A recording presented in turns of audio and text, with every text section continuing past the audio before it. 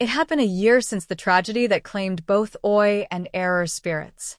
The once vibrant home of Ema now stood in eerie silence, haunted by memories too painful to forget.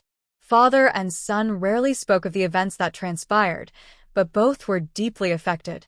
And so, once a bright and joyful boy, had grown quiet and withdrawn, his once lively laughter now a distant memory. Ema, although outwardly strong, was weighed down by guilt and loss, the scars of the past refusing to heal. Despite his efforts to move on, strange occurrences began to plague their home. It started with small things, objects moving out of place, lights flickering, and doors creaking open on their own. Ema tried to convince himself it was all in his head, but deep down, he knew that the past had not been laid to rest. One night, as the wind howled outside and the rain poured heavily, Ema found himself drawn to the attic, where Oi had once stored family heirlooms and personal belongings. He hadn't been up there since her death, but something urged him to go. His heart pounded as he climbed the creaky staircase, each step heavier than the last. When he reached the attic, it was eerily cold, the air thick with dust and memories. As he opened an old wooden chest, he found an envelope addressed to Oi in her grandmother's handwriting. The spirits speak louder when you refuse to listen. Blood calls to blood, and debts remain unpaid.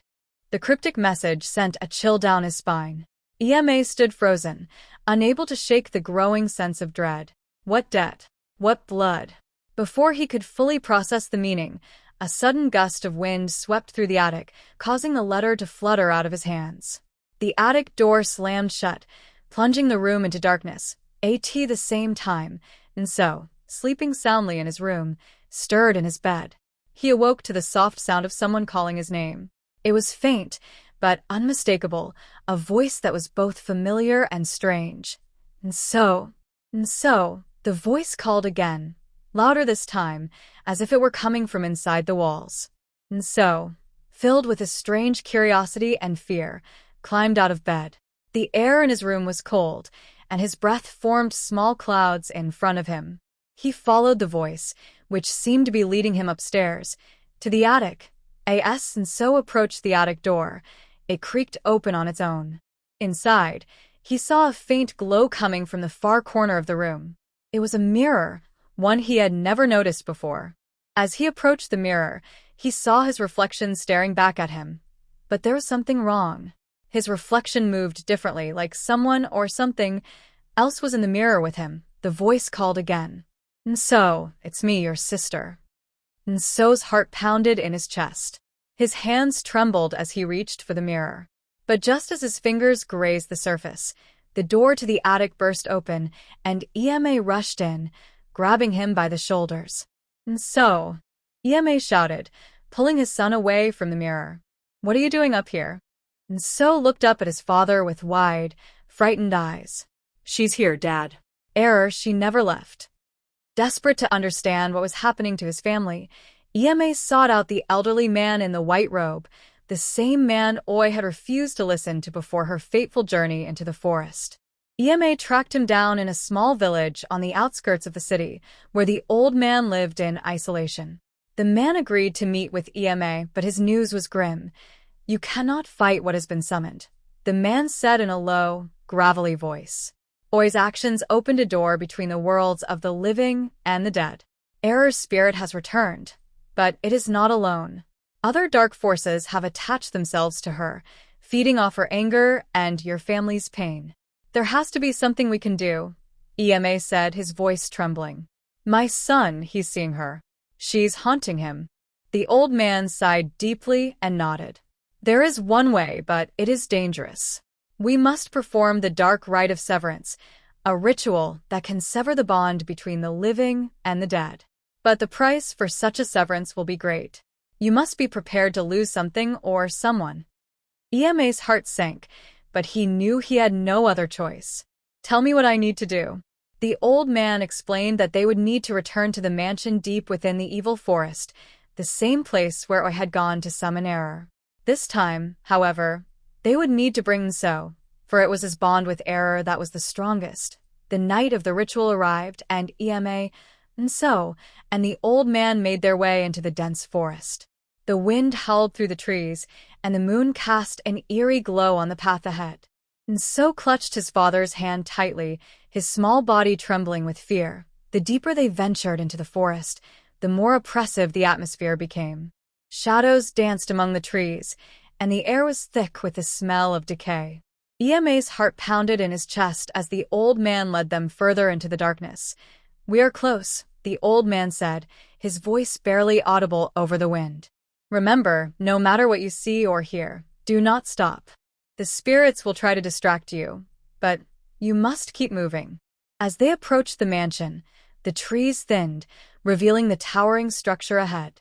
It was as menacing as Ema remembered, with its crumbling walls and dark, twisted architecture. The mansion loomed before them, its windows like dark eyes watching their every move. Inside, the air was heavy and still. The mansion was eerily silent, save for the occasional creak of the floorboards under their feet. They made their way to the glowing lake at the center of the mansion, just as Oi had done before. The old man began the ritual, chanting in a language Ema couldn't understand. He drew a circle around Nso and Ema with a mixture of ash and salt, creating a barrier of protection. Nso stood in the center, his eyes wide with fear. Suddenly, the air in the mansion grew thick with tension, and the candles flickered violently. The water in the lake began to bubble, and a low growl echoed through the room. The shadows seemed to grow darker, and the temperature dropped even further. Out of the mist, Error's figure began to take shape. But this time, her appearance was more twisted than ever. Her once beautiful face was now grotesque, her eyes glowing with rage and sorrow.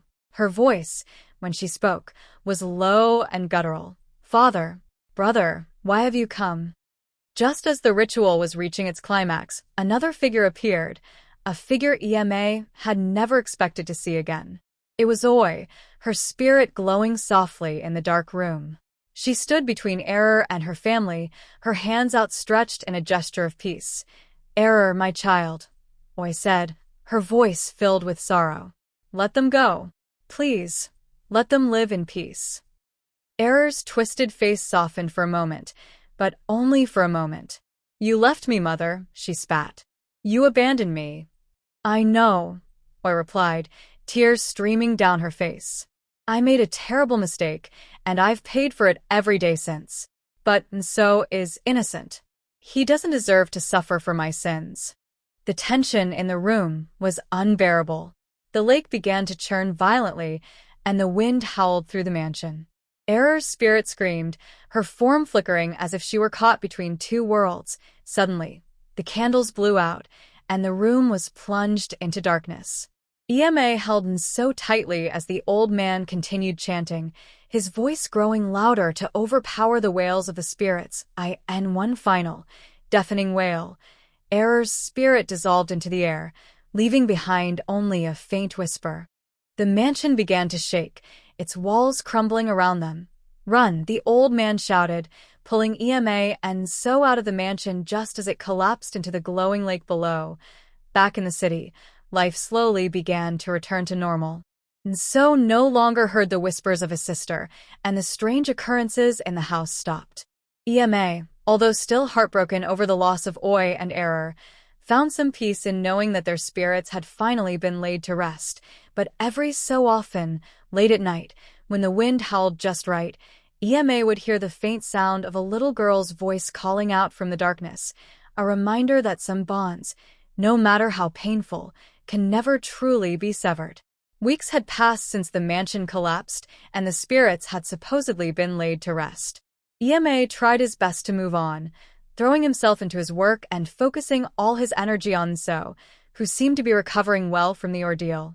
But deep inside, Ema couldn't shake the feeling that something was still wrong, an unsettling sensation that crept into his thoughts late at night. One evening, after putting Nso to bed, Ema found himself standing by the window, gazing out at the quiet streets illuminated by the faint glow of streetlights. His mind wandered to the events in the forest, the collapse of the mansion, and Oi's final sacrifice. It felt like a lifetime ago, yet the emotions were still fresh. He sighed heavily, turning away from the window to retire for the night when he noticed something strange. The house, which had been peaceful for weeks, suddenly felt cold. Not just a draft, but a bone-deep chill that seemed to fill the air. EMA rubbed his arms, trying to brush it off as his imagination, but when he glanced at the wall, he froze. There, on the wall, was a handprint. Small, faint, but unmistakable. A child's handprint. He rushed over, heart racing, and touched it.